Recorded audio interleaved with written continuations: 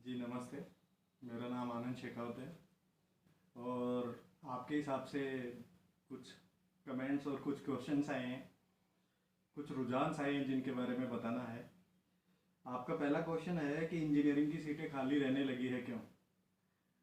तो ऐसा है, इंजीनियरिंग के अंदर जाते सभी हैं, इच्छा है, चॉइस है, मगर इंडस्ट्री ऐसी हो गई है उसके बाद में कैंडिडेट्स, नंबर ऑफ़ कैंडिडेट्स ज़्यादा और रिक्वायरमेंट्स कम हो गई है कंपनियों की। मुझे पर्सनली ऐसा लगता है, इस वजह से इंजीनियरिंग की सीटें खाली रहने लगी है। गाइडेंस वगैरह जो लोग करते हैं, जो फैमिली मेम्बर्स हैं, जो अपने परिवार में आने वाली पीढ़ियाँ उनको गाइड करते हैं, वो इंजीनियरिंग को थोड़ा हटा के मानते हैं, कुछ नया मानते हैं, कुछ नया करने के लिए बोलते हैं। इस वजह से इंजीनियरिंग की कुछ सीटें खाली रहने लगी है।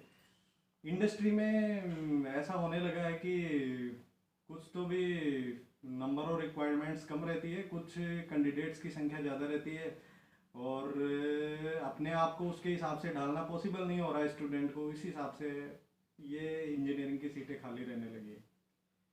इसी दौर में अगली कड़ी के अंदर है आपका क्वेश्चन, स्टूडेंट्स में इंजीनियरिंग का क्रेज़ कम क्यों हो रहा है?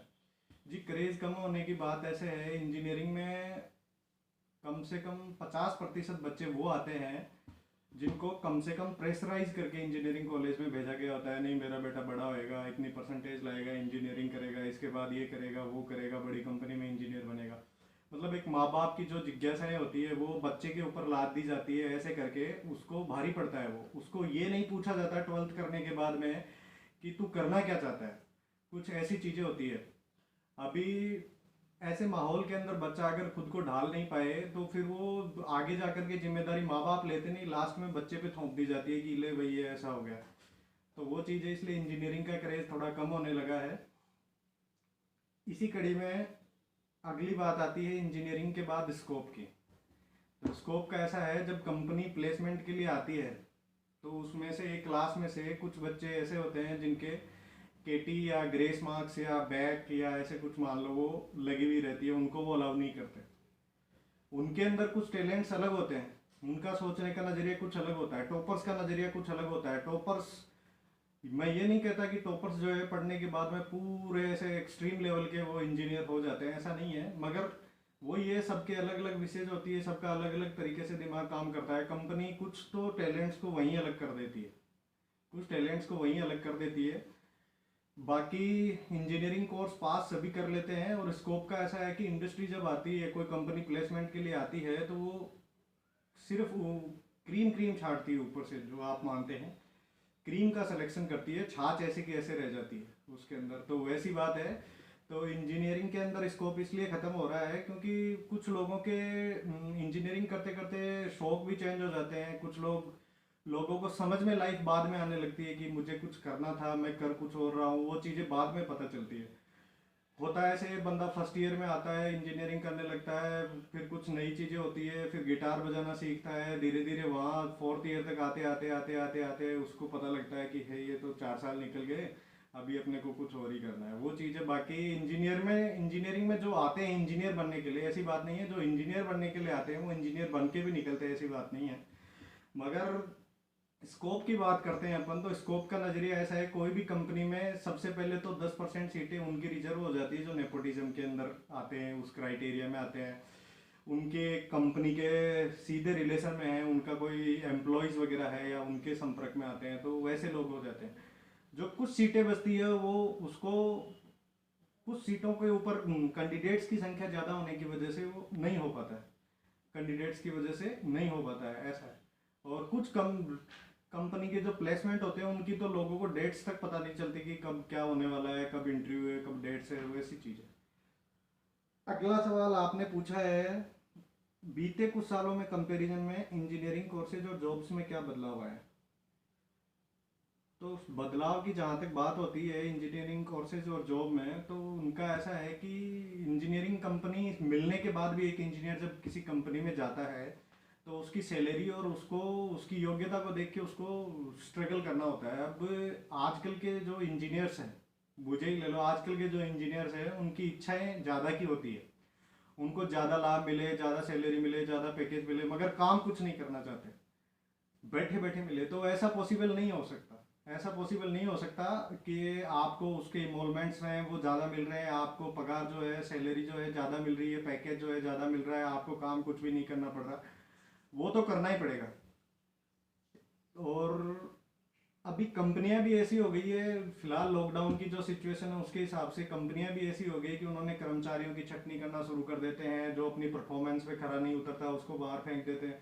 अब एक इंजीनियरिंग किया हुआ बंदा अगर किसी कंपनी में जाता है, 4 साल नौकरी करने के बाद वो उसको कंपनी बाहर निकाल देती है, उसके पास दूसरा कोई चारा नहीं बचता किसी दूसरे फील्ड में जाने के अलावा, क्योंकि वो खाली तो घर पे बैठ नहीं सकता।